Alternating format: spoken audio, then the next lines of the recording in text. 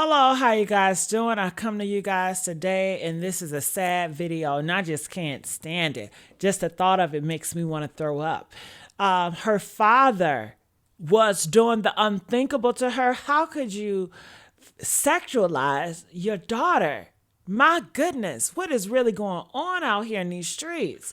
So he does the you know what to her, giving her a STD. And that let you know he was just reckless. Not only to his relationship, he was messing around with other people and messing with his daughter as well. And he underlive her. I mean, whoa. And then dumped her body. When I tell you this stuff is gross and it's just out of hand, I came across this story on Instagram and I was like, you guys need to hear this. You guys have to wake up. It could be your husband. It could be the child's father. Every person that got kids, some people don't need kids, but some people got kids and they are abusing their own kids. It's sad to say we don't never want to think that a father can abuse his own kids. But yes, so we need to vet these parents as well. We can't just trust, oh, he's a father. No, we got to get to know these individuals and see the type of spirit they are carrying, because this right here, this is dark, nasty, and ugly. You guys need to check this out. Tallahassee police make a stunning announcement just 2 hours ago. Lorie Page's remains were found in Thomas County. She was last seen in 2023, and in the following days, weeks, and months, flyers and posters went up. The FBI raising the stakes on the search, putting up billboards and offering a reward.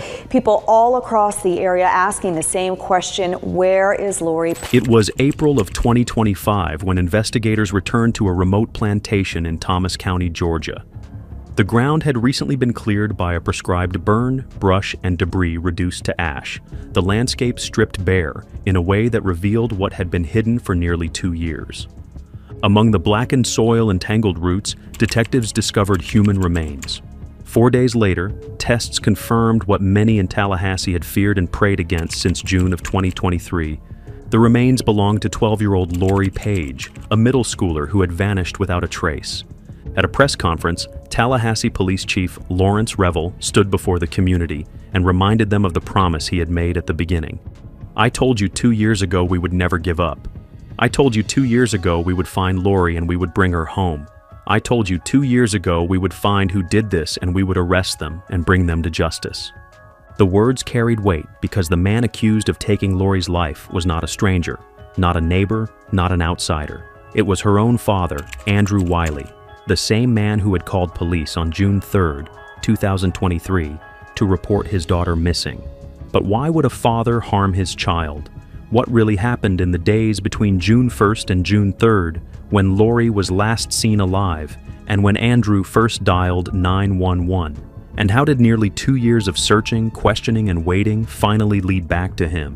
What unfolded next would not only shatter that promise of stability, but also reveal the depth of human wickedness and how sometimes the greatest danger does not come from strangers in the shadows, but from those closest to our hearts.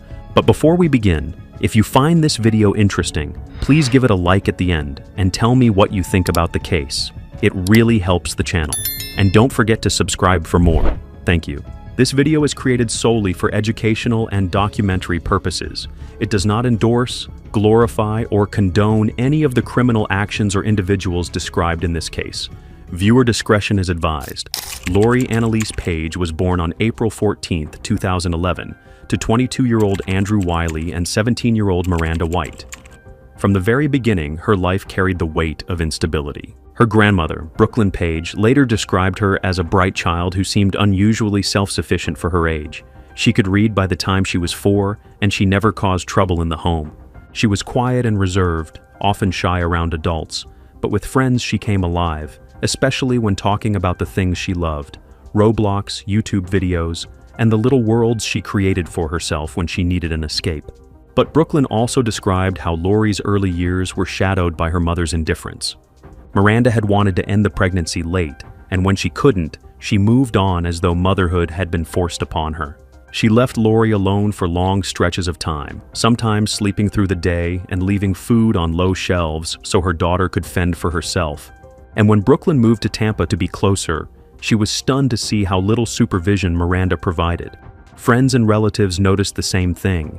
There was never really a bond between Miranda and her daughter, so it was often others who stepped in to care for Lorie. Her godmother, Daisy Garcia, spent long hours with her, and Brooklyn shouldered much of the responsibility. At one point, Child Protective Services even removed Lorie from Miranda's home and placed her with her great-grandfather. That arrangement was temporary, and she was later returned to Miranda, but the pattern of instability continued. Lorie spent much of her childhood in Nashville, Tennessee, where Miranda relocated frequently in search of work. Each move meant a new school, a new adjustment, and the loss of any sense of permanence. And in Nashville, Lorie's frustration sometimes boiled over. Records from the Youth Services and Runaway Bureau showed that she ran away at least once after a fight with her mother, but she returned the same day. Neighbors later recalled explosive arguments between Miranda and Lorie, with Miranda's partner, Latana White, admitting that she often tried to stay out of the screaming matches that erupted in the home. Through it all, Lorie was described as bright, but she was also carrying resentment. She felt abandoned by her mother, and relatives worried she was capable of harming herself. Yet she still had ties to friends and extended family in Nashville. And in her own way, she tried to hold on to the pieces of stability she did have. By 2021, Andrew had re-established contact with his daughter. Custody became split, but because he lived in Tallahassee, Florida, their time together was limited to summer visits. That changed the following year when Miranda, overwhelmed by her financial situation and constant moving, told Lorie she would not be picking her up at the end of the summer. She said she could no longer afford rent and didn't have a stable place for Lorie to live, and she believed the constant relocations were harming her daughter's education. So Lorie stayed in Florida with her father, and Miranda signed over custody to Andrew before the 2022 to 2023 school year.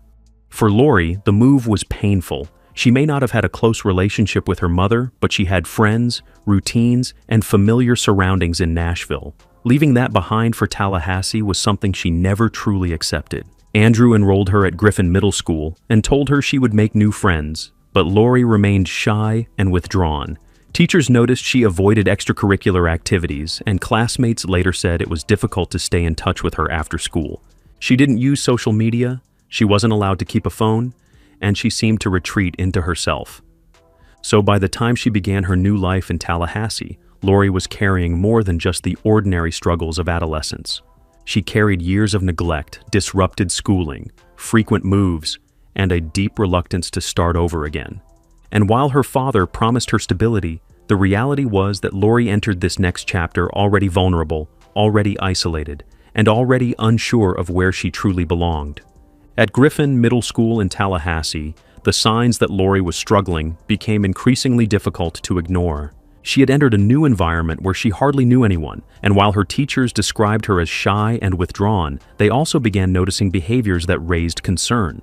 Nathan George, one of her teachers, remembered how she slipped him a note asking if he liked her. It was a small act, but it was out of place for a 12-year-old who had always kept to herself, and it immediately suggested that Lorie was searching for affirmation in ways that were not typical for her age. And it wasn't just the note. She would sometimes break down without warning, crying in the middle of class, unable to explain what had triggered the reaction. On other days, her emotions turned in the opposite direction. She flew into fits of anger, throwing objects across the room, leaving her teachers startled and unsure how to calm her down. These outbursts were not simply about misbehavior. They hinted at something deeper, something troubling that was pressing on Lorie beneath the surface. So the school counselor, Lisa Britt, was brought in. She conducted an interview with Lorie, asking her questions about her home life, her feelings, and her sense of self. She also administered a personality assessment. The results pointed toward depression and feelings of inadequacy. Lorie seemed to believe she wasn't good enough, that she lacked worth, and the counselor recognized these were not fleeting adolescent moods, but signs of something sustained and serious. However, what Lorie told her friends may have revealed even more. In conversations between classes, she confided that life at home with her father had grown harsh and at times violent. She said she was being mistreated, and that discipline often came in the form of a belt, One classmate recalled Lorie mentioning that her father had approached her at the bus stop carrying a belt in his hand, a detail that left her peers unsettled even if they hadn't seen the full incident themselves. These disclosures added weight to the emotional volatility her teachers were observing. Then came May of 2023, when the tension in Lorie's home life seemed to spill over completely. After a heated fight with Andrew, she ran away. She didn't disappear for long. She first went to a friend's house, stayed there briefly, and then turned up at school later that same day. But the event left a mark. It confirmed what teachers already suspected. Lorie was not just battling inner turmoil, she was also desperate to escape from her immediate environment, and her strained relationship with her parents only made matters worse. While she was now living full-time with Andrew, she still tried to keep a line open to her mother, Miranda. But Andrew blocked her calls and limited their communication to emails sent through a school computer. For a girl already struggling with feelings of abandonment and depression, this restriction deepened her isolation. So, although Miranda and Andrew constantly accused each other of being the irresponsible parent, the one thing that remained clear was that Lorie was caught between them, with neither side providing the consistent care she desperately needed. And as the school year edged toward its end, the red flags surrounding Lorie were no longer subtle. They were bright, unmistakable signals of a child in crisis. Signals that would soon intersect with events far more alarming than anyone at Griffin Middle School could have imagined. So on the morning of June 3, 2023, the Tallahassee Police Department received a 911 call from Andrew Wiley. His voice was steady but carried the urgency of a parent reporting a child missing. Officer Caleb Babb was dispatched to the address at 1229 Continental Court, where Andrew explained what he said had happened the night before. According to Andrew, he had left home for work at around 11 p.m. on June 2nd. When he returned the next morning, he said his daughter was gone. Lorie's backpack was missing, and he believed she had slipped out sometime during the night while he was away. He told the officer that when he had last seen her, she was sitting on the couch watching television, and he insisted they had spent most of the day together before he left for his shift. But Andrew didn't stop there. He reminded police that Lorie had already tried to run away once in May, after a heated fight between the two of them. He also mentioned what he called a distressing meeting she had recently had with her mother, Miranda White, claiming that the conversation had upset Lorie enough to alter her behavior. He painted a picture of a troubled child, easily rattled and capable of slipping away on her own. So, investigators began treating Lorie's disappearance as a potential runaway case. The first hours were critical, and officers canvassed the neighborhood, checked with nearby schools, and spoke to her classmates. Flyers were circulated almost immediately, and the community was asked to keep their eyes open for the 12-year-old girl. And the community did respond. Pastor Rudy Ferguson of the New Birth Tabernacle of Praise, a local leader who didn't know Lorie personally, felt compelled to step in. He forwarded Lorie's missing person bulletin to the Frontline Pastors Action Council, a network of more than 24 church leaders in the area. After 14 days, there has to be at least one adult who has seen her or has an idea where she may have gone. Lorie is considered a missing runaway and was last seen on June 3rd near the 1200 block of Continental Court, which is close to Ocala Road and less than a mile away from Mission San Luis. Rudy Ferguson, pastor for New Birth Tabernacle of Praise in Griffin Heights, doesn't know Lorie personally, but he says in his position it's important to help the community any way he can. We ought to be her family. We ought to look for her consistently until she's safe and sound. I think it's incumbent upon the churches as well in the neighborhood because that's why we're there. We're in the community not just for spiritual growth, but also to be a voice. Summers says Lorie has run away before, but she's always been found within a few days. I'm hoping that if nothing else, that Lorie will come to the school. She knows she's safe there. She knows that people care about her there.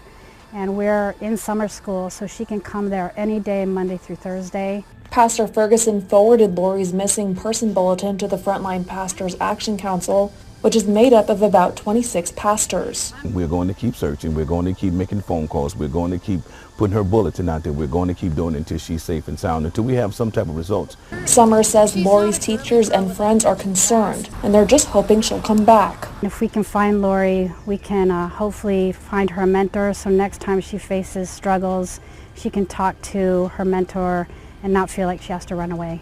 And her message for Lorie if she's watching. Lorie, you're a great student and a great kid, and there's nothing that you haven't done well enough. Just come back. As days stretched into weeks, speculation spread, and with it came rumors. Students whispered to each other that Lorie might have been killed and that her body could be found near the airport. Investigators chased every lead, but none of these stories held up. Lorie remained missing, and the unease only deepened. Then, in August of 2023, Miranda White posted something on Facebook that drew immediate attention. The message was short and cryptic, written beneath a broken heart emoji. "My baby is gone." However, within hours, she deleted it, but not before investigators noticed.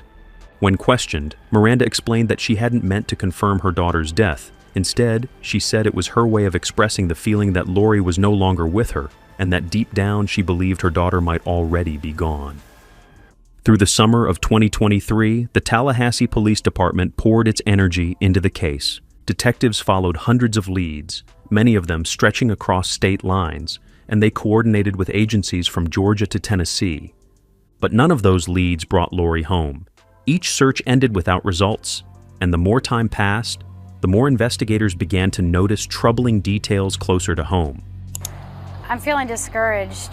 Just to not know anything for 8 months feels like too long. Margaret Summers says the days grow longer, knowing that 12-year-old Lorie Page is still missing after nearly 8 months. Every kid matters, and if she just disappeared and nobody knew about it, wouldn't that say she doesn't matter? She does matter, and she's gonna continue to matter. And here we are 8 months later. We haven't stopped looking. We're not gonna stop looking. Tuesday, about 90 people between Tallahassee Police and Fire Department searched 64 acres of Mission San Luis Park. TPD says Page was last seen in the general area near Continental Court off Ocala Road. Our concern grows day by day. We want to be able to bring Lorie home and reunite her with her family and friends. When you have this amount of time that goes by, our concern always increases, but we've really been concerned since day one. Alicia Hill with the police department says this is their 5th search since Page was originally reported missing last summer. But the reality is there's so much that goes on behind the scenes, so much investigative work. Even with a minimal digital footprint, we still have to comb through evidence online. And as the search continues, Summers remembers Page as one of her brightest students. She was more into school, more so than any other kid that I dealt with. We are supposed to go out of our way to make the kids feel important, but the way she always beelined over to me made me feel important. However, one of the first red flags came from Andrew Wiley himself. Detectives noted that his demeanor seemed unusually flat, even when confronted with the possibility that his daughter might no longer be alive. For a parent whose child had been missing for weeks, his lack of visible concern felt off. He appeared calm, detached, and almost unmoved, which struck officers as inconsistent with the gravity of the situation. But suspicion wasn't directed at Andrew alone. Lorie's mother, Miranda White, was also scrutinized. Investigators requested a standard cheek swab for DNA comparison, but Miranda refused not once, not twice, but 3 separate times before finally complying. Her reluctance drew attention, but when her phone records were analyzed, they confirmed she had been in the Nashville area at the time Lorie disappeared. Those records effectively cleared her as a suspect, even if her earlier hesitation left investigators frustrated. So attention returned to Andrew, and with it came the discovery of inconsistencies in his own timeline. Records showed that in the days leading up to Lorie's disappearance, Andrew had called in sick to work twice, once on May 27th and again on May 29th. His explanation for those absences was vague, and when investigators pressed him for details about what he had done with that time, his answers shifted. It became harder for detectives to trust the consistency of his account. Then came another red flag. Andrew's unexplained trip to Jacksonville. Geolocation data placed him in the area around the time Lorie went missing, which contradicted the picture he had painted of an uneventful routine. When asked why he had traveled there, Andrew gave an explanation that immediately raised eyebrows. He said he had driven a friend, someone named Tim Brown, to the airport.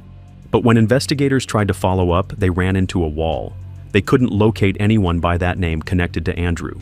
His own relatives, including his brother Antoine, said they had never heard of a Tim Brown. Later, police did identify an acquaintance named Tim, but he confirmed that he had never been dropped off at Jacksonville International Airport. The story simply didn't hold up, and it left Andrew looking even less credible. As detectives pressed harder, they also drew in family members for support. At one point, they asked Lorie's grandmother, Brooklyn Page, to call Andrew while investigators listened in. The hope was that a candid conversation might reveal something new about Lorie's disappearance. But instead of focusing on his missing daughter, Andrew steered the conversation back toward himself. Brooklyn tried to talk about Lorie, about decorating her room for her upcoming birthday, about how deeply everyone missed her, but Andrew deflected. He spoke instead about his frustrations, his anxiety, and how upset he was at being treated as a suspect.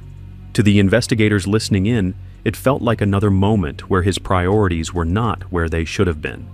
The investigation was no longer just about a missing girl. It was becoming, piece by piece, an inquiry into whether her father had been telling the truth at all. By early 2024, investigators knew that the only way forward was to go deeper into Andrew Wiley's digital footprint. So on February 2nd, detectives executed a search warrant at his residence and seized his phone, along with several electronic devices. What they found inside those devices began to unravel the story Andrew had been repeating for months. A forensic sweep uncovered disturbing internet searches that dated back to the very days surrounding Lorie's disappearance. He had typed in phrases like bodies of water, Alabama, Georgia, and Apalachicola National Forest dead body. He even searched where do police look for missing kids. Each query added weight to the suspicion that Andrew wasn't a desperate father trying to find his daughter, but a man planning how to conceal what he had already done. And the phone wasn't the only source of concern. Investigators turned to Andrew's Dodge Charger, and the vehicle told its own story. During a forensic search, officers found a pistol and ammunition tucked inside, but what truly caught their attention was a bottle of cleaning spray. Its label specifically advertised its ability to remove blood, and in a case involving a missing child, that detail carried chilling implications. Even stranger, the factory-issued floor mats that should have been inside the vehicle were missing altogether. So the Florida Department of Law Enforcement Crime Lab was brought in, and samples from the Charger's carpet were sent for testing. The results confirmed what detectives feared. Lorie Page's blood was embedded in the fibers. It was no longer just suspicion or circumstantial evidence. It was physical proof that something violent had happened inside her father's car. Meanwhile, technicians worked to recover data from Andrew's other devices. He had attempted to erase his digital trail by factory resetting old phones and laptops, but experts were able to restore fragments of what he had tried to conceal. Among the recovered information were more searches about remote wooded areas in Alabama and Georgia, reinforcing the idea that Andrew had been scouting places to abandon his daughter's remains. And then came the financial evidence. Investigators traced Andrew's credit card purchases in the days before Lorie disappeared, and one of those transactions raised new alarms. Records showed that he had purchased contraceptives, specifically Plan B. This fueled suspicions that his abuse of Lorie might have been sexual in nature, and that he had been preparing for the consequences of what he had done. So by the spring of 2024, detectives were holding a collection of evidence that shifted the case from speculation to substance. However, the story wasn't finished. Each new discovery didn't just answer questions, it raised new ones. If Andrew had gone so far to erase his tracks, what exactly had happened to Lorie in those final days of May and early June 2023? And where had he taken her after she vanished from her home? Those questions would push investigators back into the fields and woods of South Georgia, where the most important breakthrough was still waiting to be found. Based on digital evidence recovered from Andrew's devices, detectives turned their attention to South Georgia. In particular, one location stood out, a remote, brush-covered stretch of land in Thomas County, known locally as a plantation. It was rugged terrain, thick with undergrowth, and the kind of place someone might choose if they wanted something hidden and left undisturbed. So in early 2024, search teams moved in. They brought dogs, forensic experts, and community volunteers. They combed through the plantation in multiple sweeps, guided by location data from Andrew's phone, which had pinged in the area around the time Lorie disappeared. But despite days of work, nothing surfaced. The ground was too dense, the brush too heavy, and the evidence, if it was there, stayed buried. Then, more than a year later, the land itself provided the break that investigators needed. On April 5, 2025, a prescribed burn was carried out on the property. Flames cleared away the thick, tangled brush that had hidden the ground for so long. And when detectives returned to the site, they finally saw what had been there all along. Scattered in the ash and soil were skeletal remains. The discovery halted everything. For nearly 2 years, Lorie Page had been listed as missing, her story trapped in uncertainty. But now, with the remains found in the same area Andrew's phone had tracked to, the search had given way to a recovery. The remains were sent to the Florida Department of Law Enforcement for processing. And on April 11th, 2025, the results came back. The DNA confirmed what investigators had both expected and dreaded. The bones belonged to 12-year-old Lorie Page. So after 22 months of searching, Lorie's disappearance was no longer a mystery. She had not run away. She had not vanished into the night on her own. Her body had been abandoned in a Georgia field, left to weather time and nature until the fire cleared the brush away. And with that confirmation, the investigation turned from searching for a child to holding her father accountable for what had been done to her. 2 years ago, we would never give up. I told you 2 years ago we would find Lorie and we would bring her home. I told you 2 years ago that we would find who did this and we would arrest them and bring them to justice. And today I stand before you to tell you we have done just that. So we have recovered Lorie's remains and we have arrested the person responsible for this crime. So today with me is this group of amazing people that have been working with us nonstop on this investigation. It could not have come to the conclusion that it came to without this type of collaboration. So I'm going to take just a minute to thank each of them. State Attorney Jack Campbell couldn't be here with us today, but certainly they have played and will continue to play an incredibly valuable role in it. The Florida Department of Law Enforcement, again, just an essential partner. Assistant Commissioner Pollard, thank you, sir, for everything that you guys do. SAC Wilmer and ASAC Willis, thank you guys. Again, just amazing. Jennifer Camp is the lab supervisor who, again, the evidence that we found, they turned it around in 4 days. And again, that just doesn't typically happen, but that's the kind of collaboration that everybody put into this case. Nobody gave up on this case. And when investigators pieced together the physical evidence, the digital trail, and Andrew Wiley's behavior, the question of why became unavoidable. Prosecutors believed the answer was darker than anyone had anticipated. Court records suggested that Lorie had been subjected to abuse, and not just physical discipline. Investigators uncovered purchases and searches that pointed toward SA and possibly even a pregnancy. It was a possibility that explained why Andrew might have turned against his daughter in those final days. So, when State Attorney Jack Campbell addressed the case publicly, he did not shy away from the disturbing implications. He said plainly, "We had evidence of the fact that he was seeking out what's called Plan B, which is an abortion drug." The timing of that purchase aligned closely with Lorie's disappearance, and it reinforced the belief that Andrew had been covering up more than just a crime of anger. Then there was the matter of his medical history. Around the time Lorie vanished, Andrew sought treatment for a sexually transmitted disease. But when doctors attempted to perform a full examination, he refused.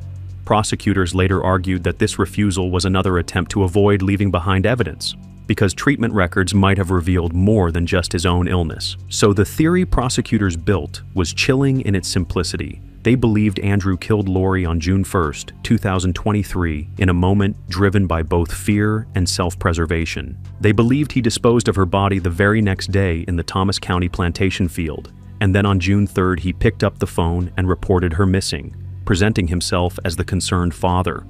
By the spring of 2025, with Lorie's remains identified and the trail of evidence secured, Andrew Wiley was formally charged. The count was second-degree murder, a charge that acknowledged the killing was intentional but not premeditated in the legal sense. And while the charge would never bring Lorie back, it marked the point when the story of her disappearance officially became the story of her murder. after a comprehensive and exhaustive 22-month investigation into the disappearance of 12-year-old Lorie Page, the Tallahassee Police Department has arrested her father, 36-year-old Andrew Wiley, on the charges of second-degree murder. Since Lorie's disappearance in June of 2023, detectives have pursued hundreds of leads, conducted interviews across multiple states, examined digital evidence, and searched extensively across North Florida and South Georgia. The case evolved significantly over time, with key developments ultimately leading to Wiley's arrest. The following provides an overview of the timeline of events that we followed. June 3rd, 2023. Lorie Page is reporting missing by her father, Andrew Wiley, and at that time, he claimed she left home with her backpack sometime in the night while he was at work. Summer of 2023 to early 2024, detectives pursued hundreds of leads across state lines. Lorie is never located, and the story provided by Wiley begins to show inconsistencies. February 2nd, 2024, a phone is seized from Wiley's residence. A forensic analysis uncovers questionable internet searches, including queries about remote areas with bodies of water in Alabama and Georgia. March 2024, as more consistencies in Wiley's statements are identified and new information about his relationship with Lorie emerges, detectives shift their focus more heavily towards Wiley.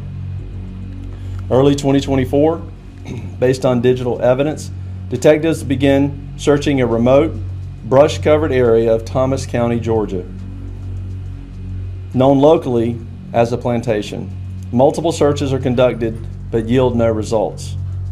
April 5th, 2025, following a prescribed burn that cleared heavy brush in the area, detectives returned to the plantation for another search. This time, they located human remains. The remains are processed by the Florida Department of Law Enforcement, again, like I said, in 4 days, and positively identified as those of Lorie Page. This case has deeply impacted our community for nearly 2 years. Lorie deserves a safe home and a full life.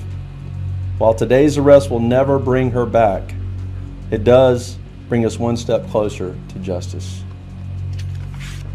So, on April 11th, 2025, nearly 2 years after Lorie Page was first reported missing, Andrew Wiley was arrested. Detectives who had worked the case from the beginning finally placed him in custody, and the community that had been living in limbo now saw the first clear sign that justice might be on the horizon.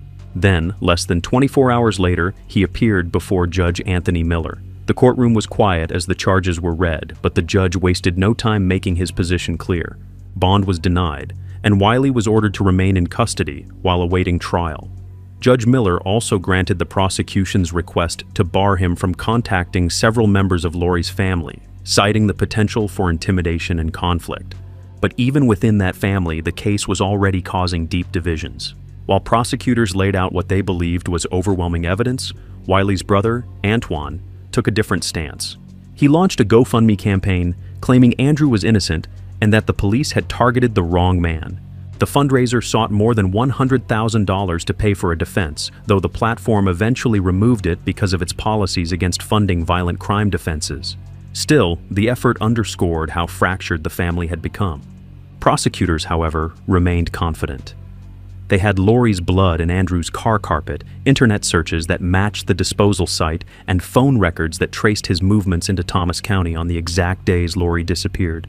And beyond the forensic evidence, they had a motive that prosecutors argued made sense of the entire timeline: the fear of exposure after asexual ab C, the possibility of a pregnancy, and the panic that followed. However, on June 19th, 2025, just weeks after his arrest, Andrew Wiley's case took a sudden and irreversible turn. While being held in the Leon County Detention Facility, he collapsed without warning. Staff rushed him to the medical unit, and for several minutes, officers and medical personnel attempted life-saving measures. Then, on June 20th, he was pronounced dead. The cause, according to the coroner, was a pulmonary embolism, a blood clot that had traveled to his lungs. Officials described it as a natural death, not the result of foul play or violence. We were here for an unrelated story when we saw, literally just past those gates, multiple fire trucks. That was a bit unusual, but there are some 1,000 detainees at any given time. When we asked, though, we learned of a surprising end to a long-running case. Police say Andrew Wiley killed his daughter, Lorie Page, and dumped her remains at a plantation in rural Georgia. He'll never face those allegations in court, though, after he died from a pulmonary embolism while at the Leon County Detention Facility, according to a preliminary autopsy report provided by the Leon County Sheriff's Office. However, Andrew's sudden passing meant that the criminal process, which had taken nearly 2 years to build, would never reach its conclusion. There would be no trial, no cross-examination, no chance for a jury to weigh the mountain of digital evidence, forensic results, and prosecutorial arguments. And because the case ended without conviction, the court could not formally declare him guilty. So the file was closed, and the pursuit of justice that had driven investigators, prosecutors, and Lorie's community was cut short. For many, it felt like the final chapter had been written too soon, leaving behind more questions than answers and denying Lorie's family the closure of a courtroom verdict. In the weeks after Andrew Wiley's death, Tallahassee turned its focus back to Lorie Page. Candlelight vigils were held in her honor, and one gathering at the amphitheater stood out. Community members were given candles and small bottles of bubbles, and as Michael Jackson's Human Nature played softly in the background, people lit their candles and released bubbles into the night sky. It was a simple gesture, but it carried weight, a way to remember a girl who had spent her short life searching for stability and love. Murder. As the community grieves this tragic loss, dozens of neighbors gathered at Cascades Park for a bubble-blowing event and candlelight vigil to honor Lorie's memory. Margaret Summers, a paraprofessional who worked with Lorie's class, says the community remained hopeful as TPD continued the search for Lorie. I think that at the beginning she was thought to be a runaway, and I think that initially based on that the ball was dropped. But once TPD picked up the ball, they ran with it, and they ran with that ball all the way to the... Pastor Rudy Ferguson, who had mobilized churches during the earliest days of Lorie's disappearance, spoke again to the community. His words were both somber and sharp. The way she was found ought to be in our memories for the rest of our lives. He reminded people that closure was not the same as justice, and that Lorie's story demanded vigilance from everyone who called the city home. Murder. As the community grieves this tragic loss, dozens of neighbors gathered at Cascades Park for a bubble-blowing event and candlelight vigil to honor Lorie's memory. Margaret Summers, a paraprofessional who worked with Lorie's class, says the community remained hopeful as TPD continued the search for Lorie. I think that at the beginning she was thought to be a runaway, and I think that initially based on that the ball was dropped. But once TPD picked up the ball, they ran with it, and they ran with that ball all the way to the woods in Georgia. Neighbor Pastor Rudy Ferguson attended tonight's vigil. He says it's a first step towards healing the community.